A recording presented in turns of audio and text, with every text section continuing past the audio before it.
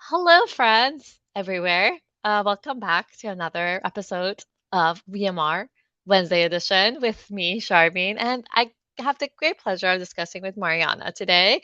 Mariana, thank you so much for being here. I know you're busy on service, so thanks for making the time. Hello, Sharmin. Hello, everyone. Thank you for accommodating your schedule so we could discuss together. I told Sharmin that I've been dreaming about co-discussing with her for a while now, so I'm so happy to be here. The honor is all mine, friend. Thank you so much for being here. Big shout out to Ravi for presenting a case today. And thank you so much, Simi, for doing scribing and Evan for teaching points. If you can get the board up, we'll get started. Mariana, do you want to get take the first stab at the aliquots? Yes, sounds good. Let's do it. Perfect. All right, here we go. So, today's case, we have a 30-year-old woman who's coming in with 2 months of fever, subjective fever, and she's also having progressive fatigue. She's visiting from India, came here about 6 months ago, and these fevers are undulating, they're not continuous. She's been feeling weak and tired for the past month. The energy level has also been diminished for the past 3 weeks. Appetite is also down. She's lost 5 pounds over these 5 months. She denies chest pain. There's no shortness of breath, no GI, GU, no dermatological, no neurological complaints. And I'll stop there for discussion. All right. So very interesting first aliquot. Um, so young patients, they always scare me off because I'm afraid I'm gonna miss something. So subjective fever, progressive fatigue for 2 months. I think the best way to describe and to frame this chief complaint is kind of a inflammatory, subacute inflammatory syndrome. So I would be thinking about uh, autoimmune, malignancy, and infection. These would be my three differential diagnoses at this point. And besides the subjective fever and the fatigue, it's difficult to localize where the problem is.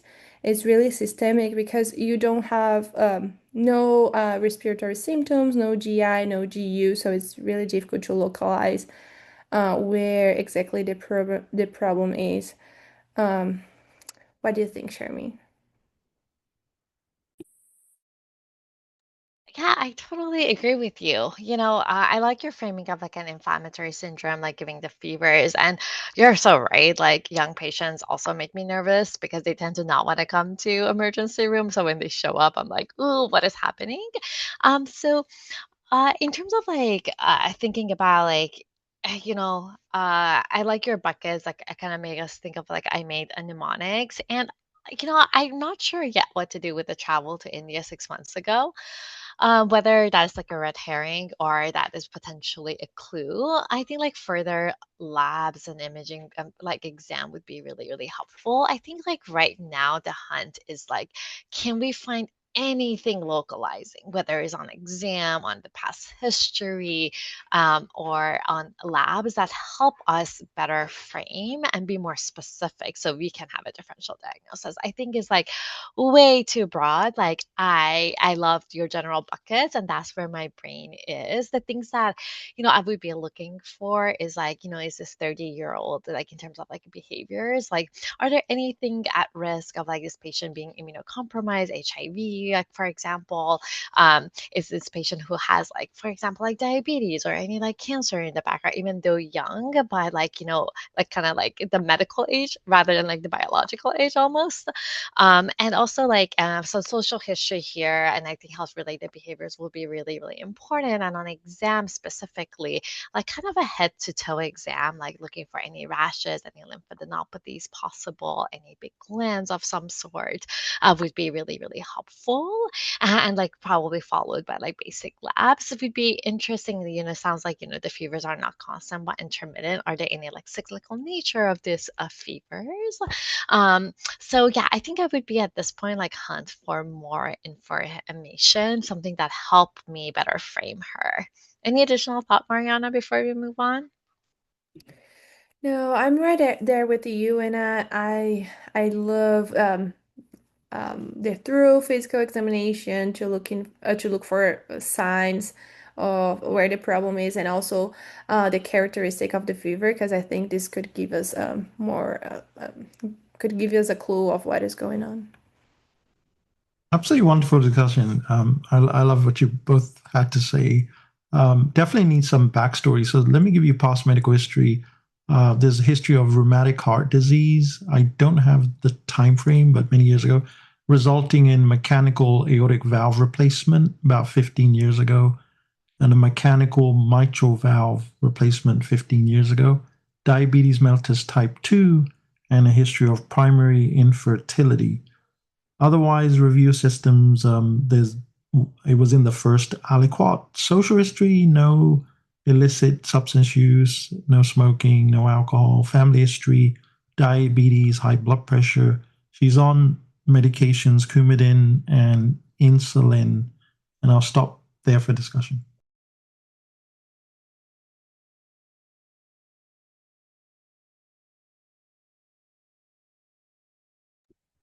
All right, Mariana, what do you think of the additional information? Um, so the past medical history of diabetes. So patients with diabetes, especially if they have been diagnosed with diabetes for a long time, they can be in kind of a immunosuppression bucket. So they uh, can be more vulnerable to infections. So this is something that I'm thinking about. I'm trying to think in complications of rheumatic heart disease. Um, I'm not sure if she could have like a kind of a flare of the rheumatic heart disease. I'm not very familiar with how would be the presentation and the pathophysiology of the disease, so I'm not sure about that. Um, Yeah, that's pretty much the progress that I can make from the past medical history. Uh, Yeah, those are like really, really great thoughts to think about, like how kind of like this background of rheumatic heart disease informs her presentations. And like oftentimes this is a person like with significant past medical history, as you mentioned, like diabetes. I think like it would be good to know how like well controlled her diabetes is, and if she has any other complications from her diabetes. And the fact that she's like on insulin alone, I also like find interesting because oftentimes, in the uh, and it's like type 2 diabetes in a 30-year-old. So that's like a quite of an early onset if she doesn't have any other metabolic risk factors. So, like nowadays we think more diabetes in the spectrum of type 1, type 2. So I'm like curious to see if, as you mentioned earlier, like there's any autoimmune aspect to this. Um, and I think like the rheumatic heart disease, like the one thing I was like, a mechanical valve. I'm sure like, mechanical valve have a longer time. So in a young person, like mechanical valves are preferred than bioprosthetics. In someone like her, I would worry about like kind of prosthetic valve endocarditis, but my understanding is like mechanical valves have like a much lower rate of that. However, like that doesn't preclude like the bed of the valve itself and whether like that would um, make endocarditis. Like I think is something that should be in someone who has had a structural abnormality heart, something to consider in someone who's coming in with this kind of, as you mentioned, subacute inflammatory syndrome. Um, the other things that came to my mind, just given her with the mechanical valves, also like I think the things that I worry about are like kind of like your staph and strep and enterococcus in general can do some damage, and like also like culture negative endocarditis, something that is worth mentioning. Um, And the other part is like kind of like infection, like more indolent infection, especially in the setting of has someone who has diabetes, with like that past history of like travel to India, like TB is something that, of course, like comes to mind, and that we have to like think a little bit harder about. So and there's like, of course, like, you can talk about uh other parasitic infections, other like however, like again, like I'm not sure like what is the problem I'm solving yet. So I'm not ready to commit to any of the buckets that we have discussed. Um so so and I think like what we've said initially about I'm still on the hunt. I feel like well, again, like making sure we send an HIV test to make sure. I know she has like primary infertility before. If we don't have more information about that, I think it's still good to make sure she's not pregnant and sending a pregnancy test in the ED, as I assume like a tube of truth might be in her future in some sort or another. So in preparation for that. But I think like in general for her, like kind of like chronic subacute chronic infections. She's still 30 years old, so she might be like have more reserve to hide like bacterial infections. So some and especially like kind of like subacute endocarditis type things. So I would still, even though the time frame is long, I'm not ready to discard that. The other, like you mentioned, like kind of non-infectious mimics. You mentioned like inflammatory buckets, like lupus or something like that, and like kind of malignancy, often like lymphoma, leukemias in this age group can present. But again, like I think that is like further down the list. And the other thing is like, to think about is, someone who had a travel history. It's just like thrombotic events probably less likely. I've couple of been humbled by like pulmonary embolisms, DVTs causing like low grade attempts, and that's kind of the last thing I often think about. So I'm just putting it out there. But again, like her travel history was like a while ago, so probably less likely. That is a lot of me talking to say I'm not sure what's going on. Anything else, Mariana, from your perspective? No, Sharmi, I love that. And thinking about endocarditis, I think it's going to be important to ask for about recent infections or recent procedures, just like a tooth extraction or any type of invasive procedure that she may have had in the past that could give us like more idea of what is going on. Oh, that's such an amazing point, Mariana. Absolutely. I love that. All right, Robbie, back to you. Amazing. You guys are doing wonderful. Uh, let's give you the physical exam. So she's afebrile upon presentation. Blood pressure 118/72, heart rate 82, respiratory 14, 99% of room air. On examination, she doesn't look too sick. Cardiac exam, there is audible mechanical opening and closing with clicks. No other murmurs that we could ascertain, except that the clicking is so loud you can't hear anything else. Lungs were clear. There's no rash, no Janeway lesions, no splinter hemorrhages. Musculoskeletal, no synovitis. Neurologic, no focal deficits. And let me give you some labs. So white count was 12, hemoglobin 10.2, normocytic, platelet count 350. The other tests, renal, liver, were normal. CRP 130, ESR was 15.9, both elevated. The urinalysis is negative for any infection or hematuria. I'll stop there for discussion.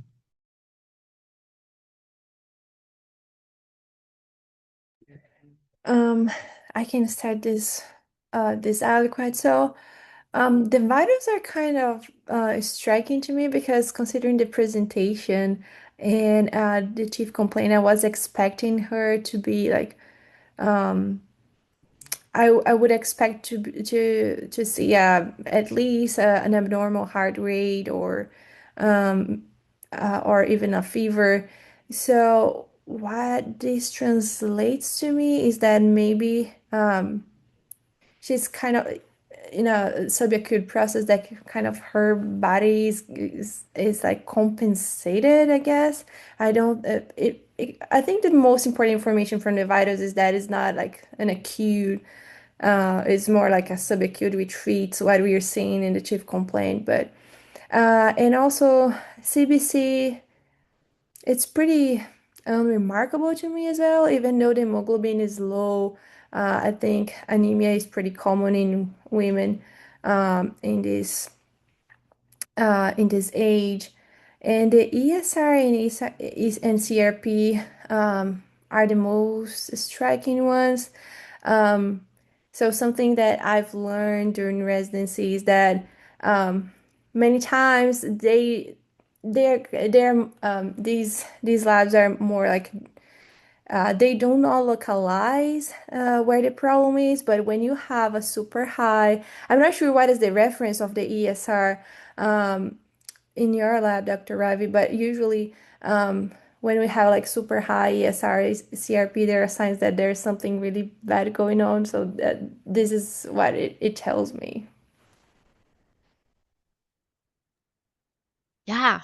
Um, Not reassuring, right? Like there's something going on like that. ESR is so elevated, which I think, as you mentioned, kind of maps into more like subacute chronic inflammation. Oftentimes, like I find CRP more helpful for like an acute bacterial infection, which in this case is also elevated.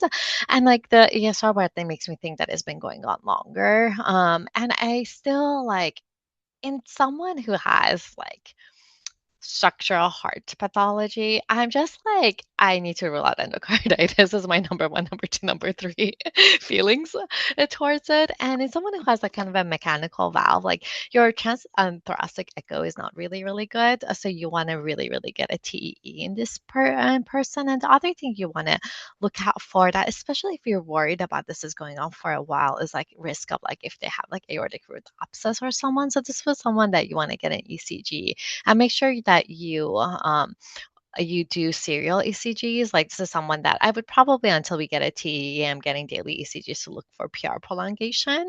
As you mentioned, like getting your bacterial cultures as well. Um, I think European guidelines really do like also PET CT for like if you're really worried about endocarditis. I think this is a person that again, like you're gonna get your chest X-ray, you're gonna get your UA, you're gonna make sure there's no focal like abdominal pathology, which we don't see anything on exam. But I think the leukocytosis of 12 is like kind of mildly elevated. It's not very, very impressive, as you mentioned. I would still get my HIV testing as well. There's many form of person being immunocompromised. That's the one that is probably in this age group is the one that I would look for the most. But I think like if I'm being totally honest, in this case, my no misdiagnosis is kind of like subacute endocarditis. And then if I'm reassured that I'm not dealing with any of that, then thinking about more like other indolent infections, and then invoking more of like an autoimmune process with like that elevated ESR. There's a couple of things that might be helpful if you're like invoking autoimmune, like arthralgias, rashes. If you don't see any of those on the CT, oftentimes if you're worried about lupus, like the cytopenias are helpful, which we don't see in this case. So yeah, I am. I think the other thing is like, other than like kind of maybe a TAE blood cultures, would I like get further imaging?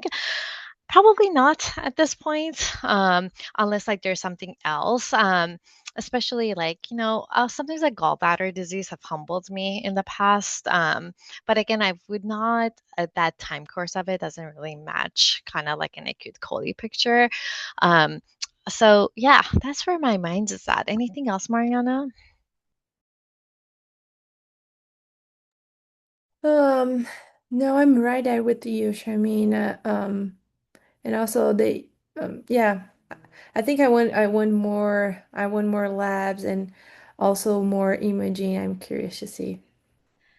Yeah, I've yeah, yeah, yeah. I agree. I think like chest X-ray, mostly because I'm still like TB is something in the background. Why not? Mhm. Oh, but both of you are doing wonderful. Yeah, I could see the difficulty. You're doing a wonderful job.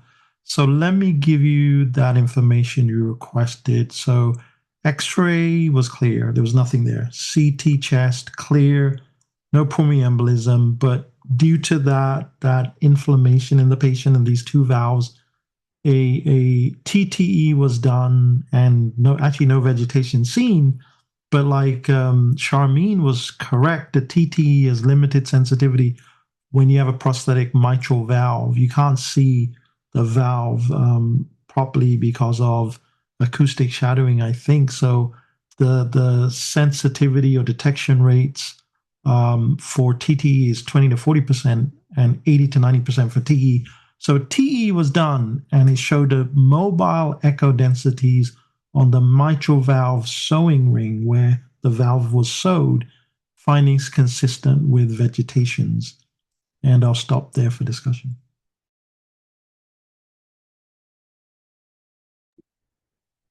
Very, very interesting. So, vegetations. So, um, most important thing is to collect blood cultures.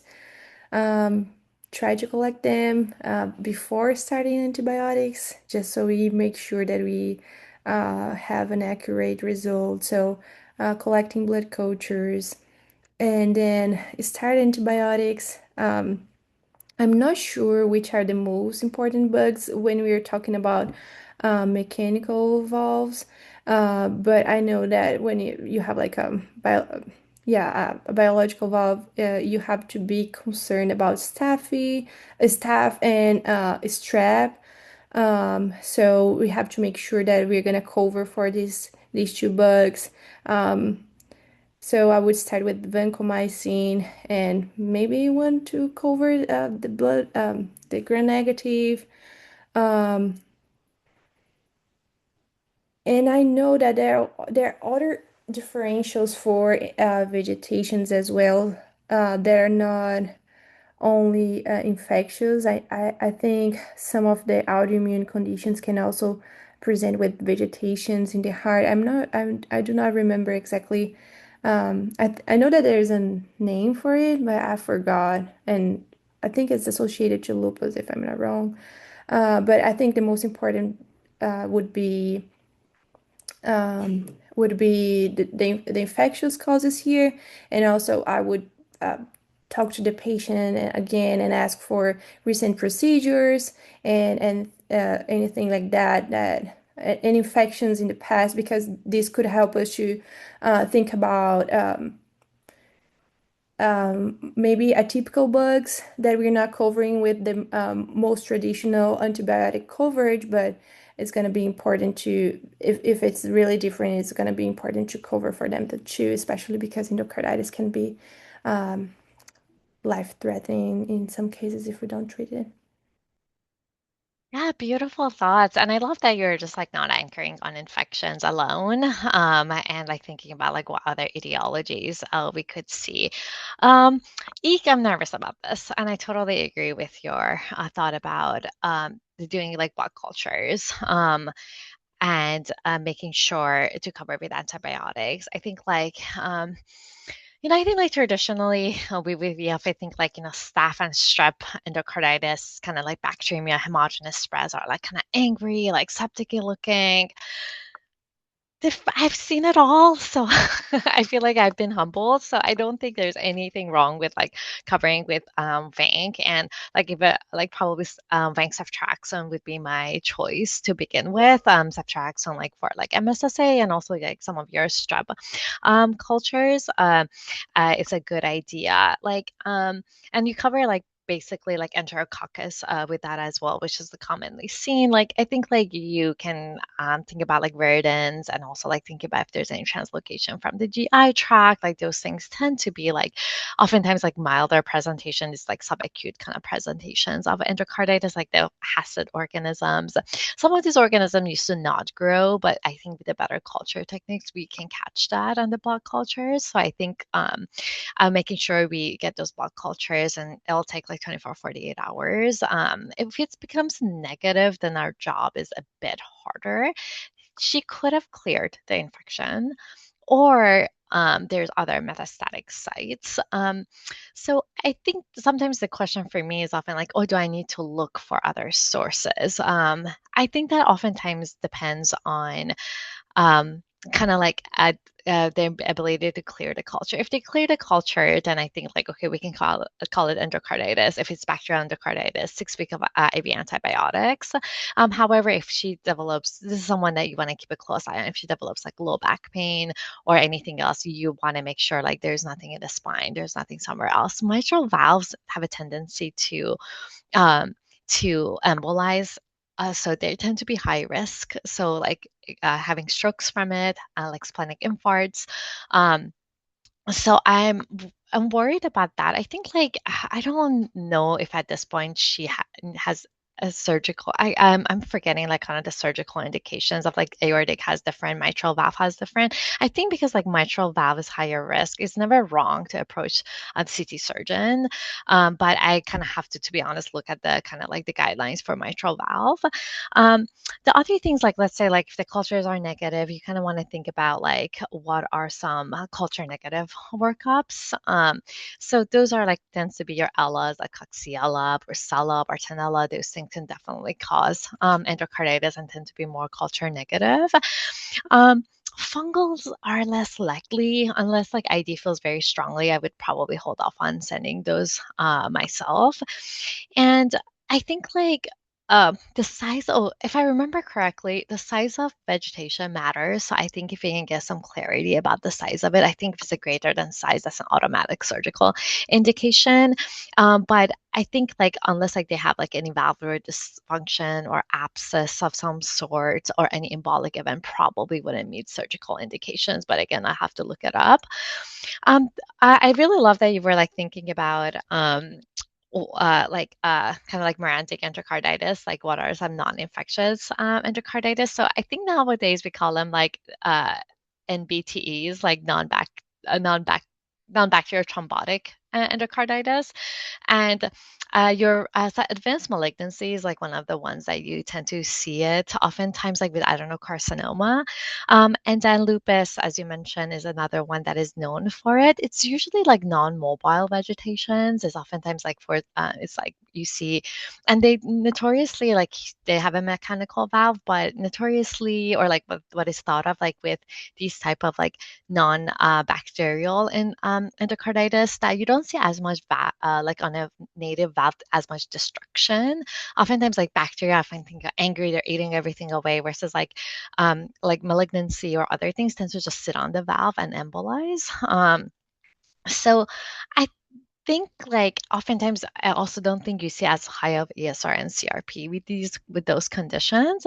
Um, and unless like you have underlying immune disease and it's related to that.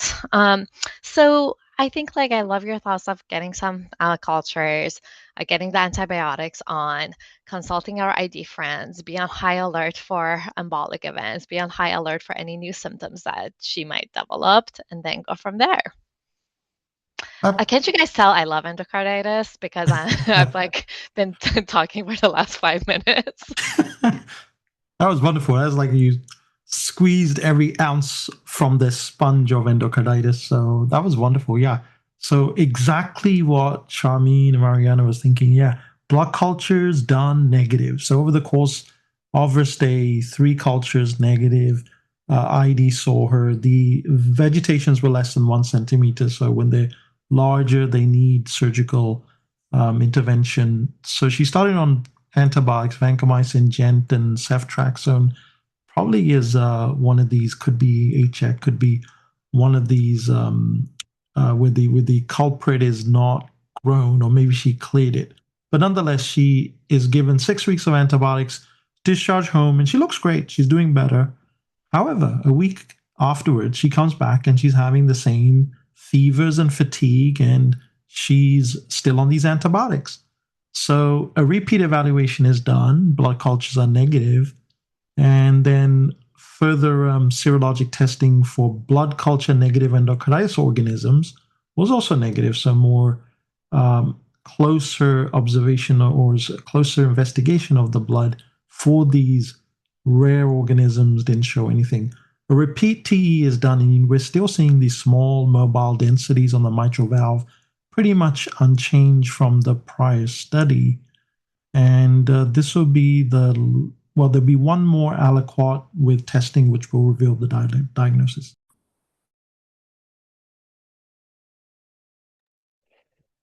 All right. Getting more complicated. Love it. We got this. Mariana, what do you think?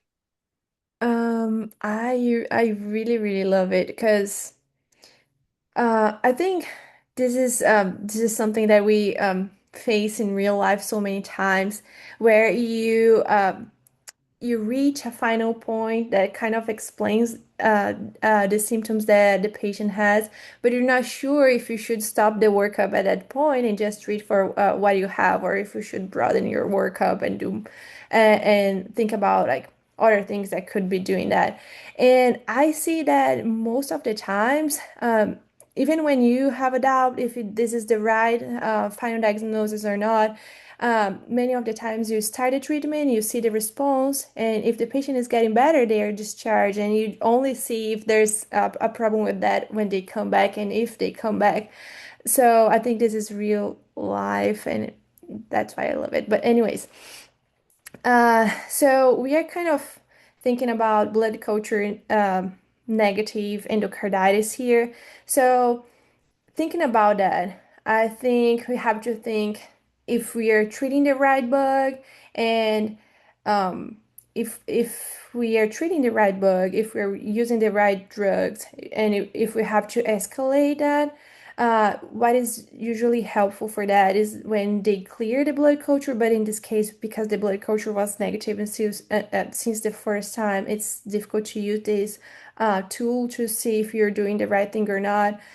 So thinking about that, we have to see if it's the right bug, if it's the right drug, or if you're treating the right bug and the right with the right drug, and the patient is still not getting better. I think that's the time that you have to think about um, differential diagnosis and what you're doing, what else is missing. And in this case, so I think it's time for us to think about that malignancies, or maybe um, the autoimmune causes that could be causing these vegetations.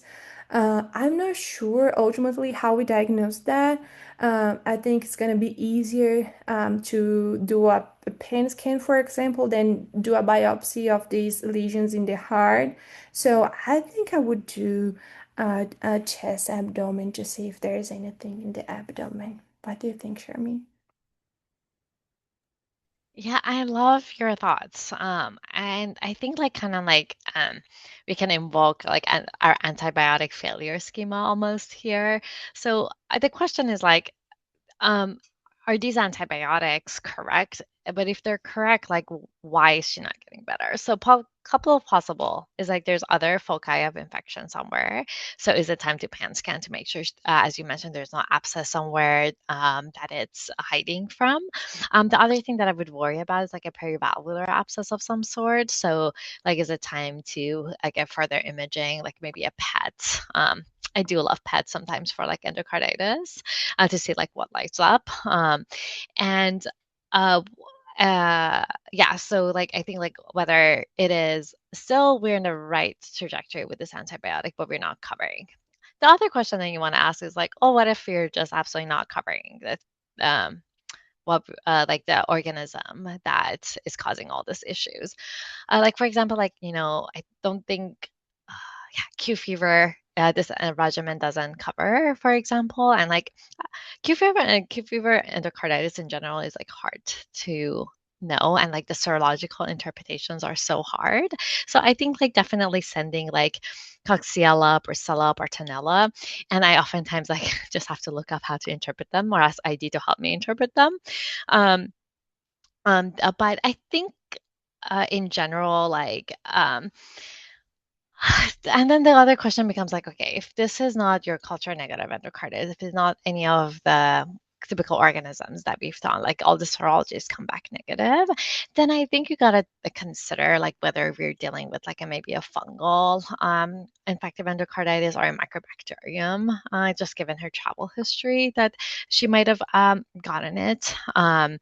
And then, like, as you mentioned previously, like, oh, non-infectious mimics. So I think I 100% agree with you that you want to broaden to make sure there's no sources like abscesses that those antibiotics are just not getting to.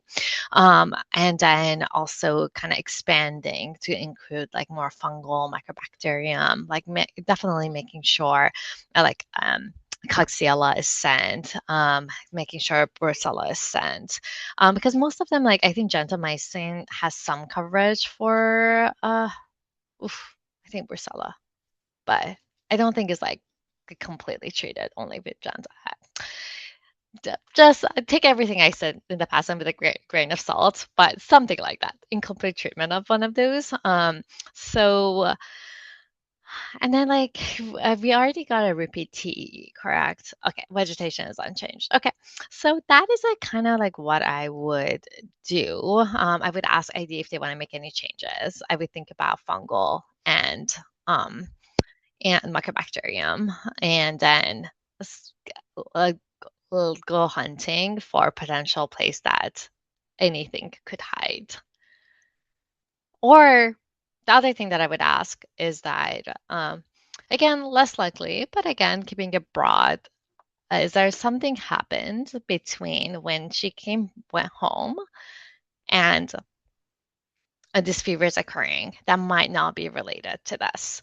I assume she was like sent with a pick line, so making sure like the pick area is okay, making sure there's no thrombophlebitis of some sort, what if this is a completely unrelated viral infection? So all of those things. So even like we've just narrowed so much that, oh, this must be related to the endocarditis. The other question to ask, what if it's not?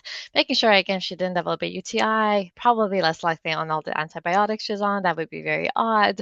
But clot is another thing to think about, like in this scenario, and also like just to make sure getting as much as possible like a non judgmental way drug use history, maybe making sure there's no history of like every drug use that could um, cloud the picture here. All right, I'm done. Back to you, Ravi. Oh, I felt like I just went on rounds with Sharmin. There's just so many pearls coming out of this. It's amazing. So yeah, it's interesting. Yeah, that test that you mentioned, all those bugs definitely are encompassed in that serologic testing. So Coxiella was in there, Bartonella, Brucella, and all these other. I don't have the list, but it's a whole panel, and it was negative. So you do really want to rule those out. So then cardiology comes along and is like, what if, since this patient has persistent symptoms, TB was negative too, by the way. Sorry, that was a great thought because of the geographical location of this patient. So the cardiology is like, you have persistent symptoms, sterile cultures, lack of radiographic resolution on the with the TE, these elevated inflammatory markers were very odd also. So do consider non-effective etiologies like Mariana had mentioned. So an autoimmune workup was performed, and so cardiolipin IgM was elevated, IgG was elevated, beta-2 glycoprotein was elevated. All were off the charts, like greater than 100. Beta-2 glycoprotein IgG, IgM elevated, double-stranded DNA IgG elevated, ANA 320, and I'll stop there for discussion. Basically meaning lupus anticoagulant positive, anticardiolipin antibodies positive, anti-beta 2 glycoprotein antibodies positive.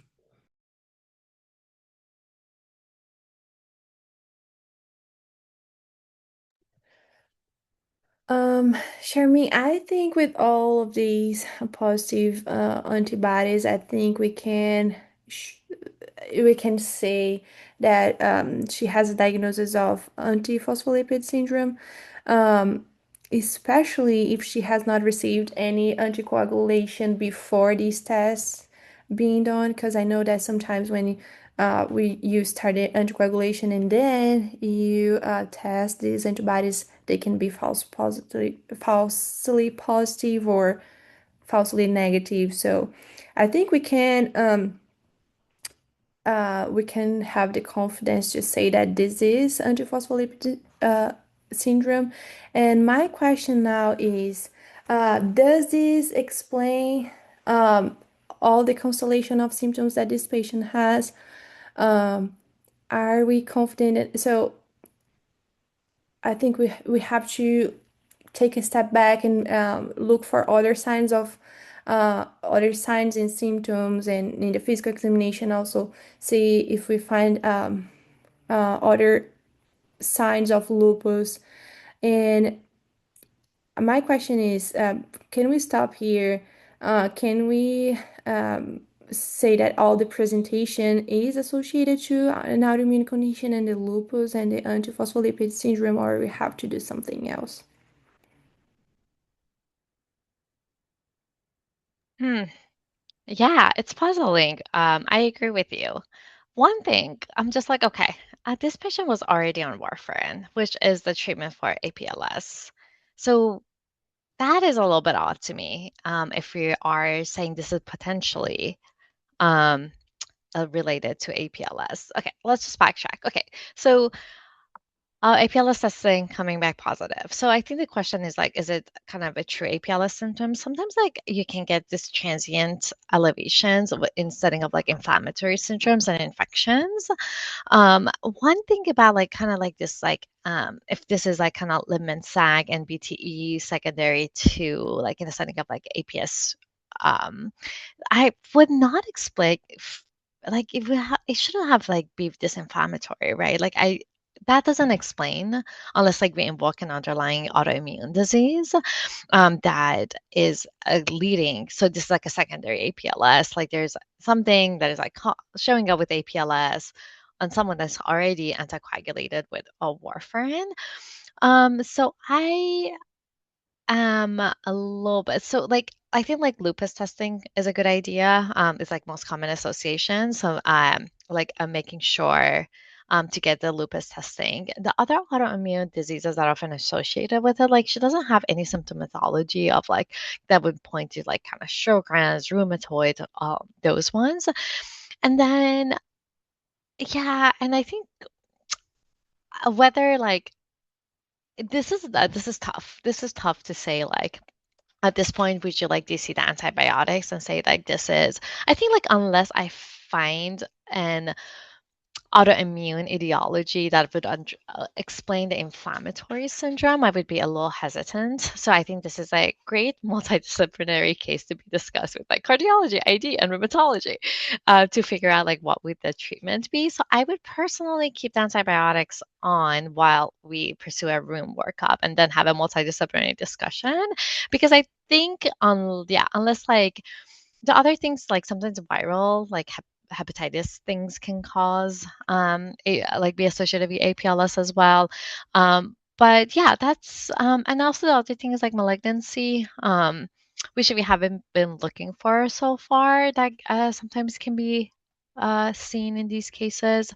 But yeah, I'm very excited to learn, and the carditis never fails to teach me stuff. Any other thoughts, Mariana? Just something that came to my mind as you were mentioning the warfarin is that warfarin um, is a drug that interacts with many things, with many other drugs, and also even with like different types of food. So I think we can also take that into consideration because even though she is on warfarin, maybe if she doesn't have a good control with the INRs, maybe she could have had this emboli even like on the treatment for um, the anticoagulation. That's a great thought, like whether, oh, she was like went out on antibiotics and they make warfarin not as effective, so she's coming in. Like I think that's a fantastic thought. And one of the reasons I don't love warfarin in general. So I think that's a great thought. Yeah, absolutely, it could be. All right, Ravi, teach us, friend. Absolutely wonderful discussion. So, the final diagnosis was antiphospholipid syndrome associated non bacterial thrombotic endocarditis, mouthful, involving this prosthetic mitral valve. So she was treated with warfarin. Great point, Charmin. Yeah, I mean, she should be treated with warfarin or she should be protected with it. But sometimes it won't work and you will have to move the coverage instead of 2.0 to 3.0 with the INR 2.5 to 3.5 was the adjustment made. She was put on prednisone, rituximab, aspirin. Following therapy, she demonstrated a dramatic reduction in the antiphospholipid titers to near normal levels. Follow-up echo performed showed an intact, fully mobile bileaflet mechanical mitral valve, no residual vegetations. So with this case, because there was nothing infectious found, and she came back again in spite of very good antibiotic coverage, she's still having manifestations, but she's not like septic or sick, Hmm. which is Hmm. very odd. And we're not seeing evidence of anywhere, like in the X-ray. We're not seeing anything. We're not seeing anything systemically. And when you see vegetation like this, you have to think infection, but they're not always going to be infectious, especially if you're having persistently negative blood cultures and lack of response to antibiotics. We need to reconsider the diagnosis. Mariana actually brought this up, and that was a very good pivot that you did there. APS is rare. This case is interesting because it's rare to have APS on mechanical valves. Usually, you will see it on native valves, and these cause sterile valvular vegetations. Prosthetic valves, however, can be susceptible to thrombosis or immune-mediated complications. And when you have blood cultures negative and these inflammatory markers, using Mariana's words, like super high, and they kind of discordant, and then you have lack of response to antibiotics, you have to start thinking about non-NBTE. I think that's what you mentioned, Charmine. So Yeah. NBTE, Liebman-Sachs endocarditis, prosthetic valve thrombosis. There's something called pannus formation, where you get fibrosis and inflammation, tissue overgrowth, autoimmune inflammatory endocarditis, which is non-SLE, and cardiac tumors mimicking vegetations or post-surgical foreign material. So this was actually Liebman-Sachs endocarditis, and it can be caused by lupus, or it can be caused by APS. And what's interesting, not always, this patient didn't have lupus but had APS. But patients, so a lot of lupus patients can have APS. APS patients can develop at some point lupus. So she didn't have the hallmarks like cytopenias, complement deficiency. She had none of those.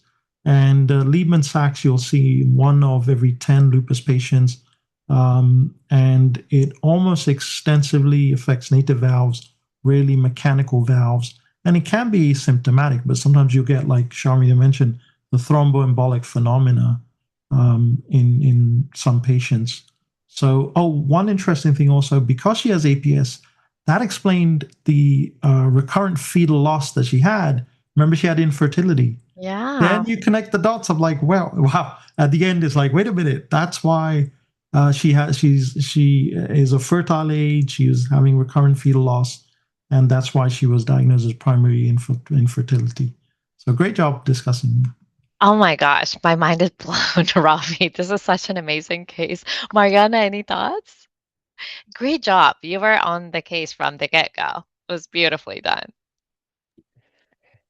No, thank you, Dr. Ravi. Thank you, Sharmi. And it's just fascinating and how the docs connect when you have a final diagnosis. And this case was especially difficult because um, there was some like meme things like in the way of our diagnosis. Just so when we thought about the APLS, and then it didn't make sense because she was on warfarin, which is the best treatment for APLS. So I think um, that's why this case is so fantastic. Thank you very much. Yeah, I'm blown away. Great job, Mariana. Ravi, out of curiosity, did the inflammatory markers come down or they remained Yeah, elevated? They They come. came down. Yeah, everything came down. All the titers came What? down to normal. Yeah, so she That's was so fine. cool.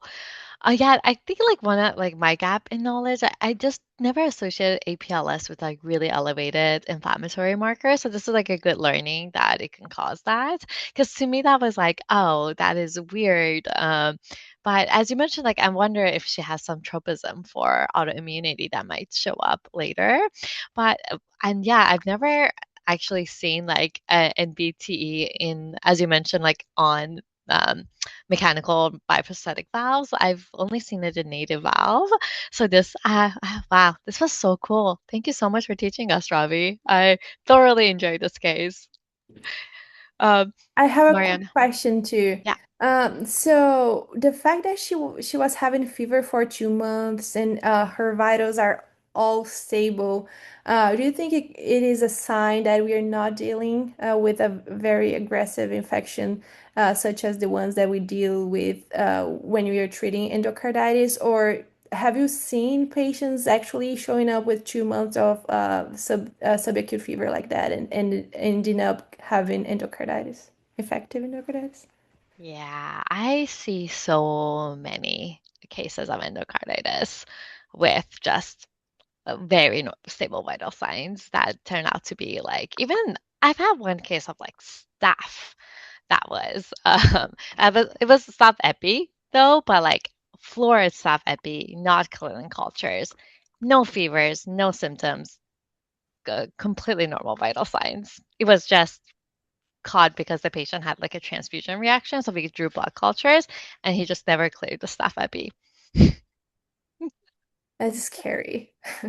Yeah, yeah. I have a newfound respect for like bacteremia and endocarditis. But yes, like I think it can make it lower. However, I think you still have to rule it out, especially people who have good reserves. Um, yeah. I don't know, Robbie. Any other thoughts from you?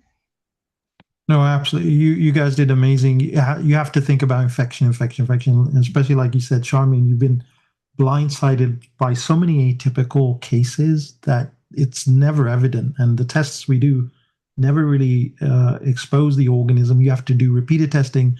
And there's some very sneaky ones that Charmin mentioned that can cause endocarditis and may not manifest on regular blood cultures. So, yeah, I mean, it's amazing discussion, and you have to think about infection, which they did in this case. And they treated the patient and actually discharged her because she was looking okay. She was stable. So you guys were on the correct path. Great question, Mariana. Thank you so much again, Ravi. Steamy, big shout out. Thank you so much for doing scribing. Ravi, can't wait until your next case. Uh, it's always like such a treat. Evan, thank you so much for doing teaching points to you. Just want to say, amazing case, great storytelling, Ravi, and great discussion from Mariana and Sharmin. I literally had my notes open right in front of me with antiphospholipid syndrome, just like right there, and I still couldn't see it. So this is just an amazing learning case. For teaching points, there are so many pearls here, so we'll get started real quickly. Initially, kind of starting out super broad with subacute inflammation, when they're thinking our three big buckets, autoimmune, malignancy, and infection, and then working kind of down, getting more history in the patient. And really, this is a younger patient, so we wanted to take into account the medical age of this patient, if they have any underlying immunocompromise or any like cancer going on. Um, and discussing a little more how kind of her past medical history and long-term diabetics are more at risk for infections. And then mechanical valves, we always want to consider endocarditis for these patients and how it can be more atypical in course sometimes, and really getting a good history to see if they have any procedures that were done or any infections that can lead to any atypical bugs that typically wouldn't see. Once we found the ESR and CRP were elevated, these didn't help us localize anything, but if these are elevated, something bad is going on. I think that was really well said. Learning more about TTE, how it has limited sensitivity for prosthetic valves, while we want to go into more TEE in these cases. And then for thinking about kind of endocarditis in the heart, how biological valves, staph and strep are kind of our most common bugs. And we can often start with ceftriaxone and vancomycin after getting blood cultures for these patients. However, once blood cultures come back and they're negative, always want to hammer on these really interesting Brucella, Coxiella, more fungal infections that tend to be really tricky here. And then lupus and malignancy usually don't elevate the ESR and CRP as high, and they can cause another non-bacterial endocarditis. And we want to watch really for any possible thrombotic events with anything going on in these patients. Moving on to more treatment, vegetation size can determine surgical candidates for these patients. And then there's a really good discussion about should we continue workup for patients or should we stop them because the patient's improving? And I think it's really important. It was really important in this case because they ended up coming back and further workup should have been done. And then talking about if a patient's not improving with antibiotics, where do we go from here? Are there other foci or other locations we need to image? Are we having the right antibiotics for the right bugs? And then if we're not having the right antibiotics, we need to think about fungal or more mycobacterial causes. And then lastly, once we got the antiphospholipid antibodies back, thinking about lupus, Sjogren's, or RA, all associated with these. And then warfarin, this patient was already on warfarin, so we were wanting to consider any drug-drug interactions that were going on or poor control with INR. And warfarin is the correct treatment for this syndrome, but some cases we may need to increase the dose to get their INR even higher. And that's it for teaching points. Thank you, everyone. That was so brilliant, Evan. Great job. Oh, wow. On your way of becoming an internist. That is amazing. Best of luck in the rest of your rotation. Thank you again, Robbie, Simi, Mariana, Evan, and everybody in the chat and whoever's watching on YouTube. We appreciate you. See you until next time. Bye.